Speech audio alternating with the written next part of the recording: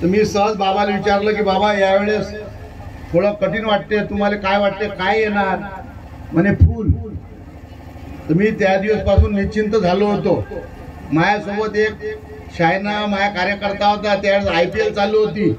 त्यांना विचारलं बाबा यावेळेस IPL मध्ये कोण कप नेणार? तर बाबांना सांगितलं चेन्नई अप्पा. तर त्यांना 7-8 लाख रुपये कमावले त्याच्या. मी त्याच्यात नव्हतो, पण बाबाले दूरदृष्टी होती. ते 24 वर्ष 36 वर्ष ऊन पाऊस पाण्यात राहिलं. आपण आपल्या घरातनी 6 घंटे सर करावू नाही शकत महाराज. 36 वर्ष या रानामध्ये ते राहिले. आणि एक सांगतो, याची ज्या दिवशी 1 वर्ष पहिले म्हणजे 17 तारखेला बाबा ज्या दिवशी शिव झाले त्या दिवशी लोकांनी, मी योगायोग होतो, मला फोन आला तर मी तिथं आलो तर तिथं जिथं बाबा शिव झाले तिथं दर्शन घेतलं. सांगितलं की आज एकादशी आहे. गेल्या वेळेस एकादशी होती. म्हटलं आता एकादशी दिवशी काही खापियाचं करू नका, चालत नाही.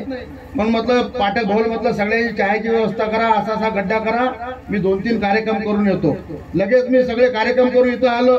म्हटलं जर आपल्याला जर समाधी बांधायची असेल तर बाबाचं विधिवत आपल्याला पूजा केली पाहिजे, चांदीचा तार आणला पाहिजे, मीठ आणलं पाहिजे, बैठक दिली पाहिजे.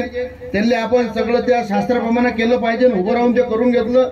गावकऱ्यांनी अपेक्षा केली की आमदार साहेब एवढी समाधी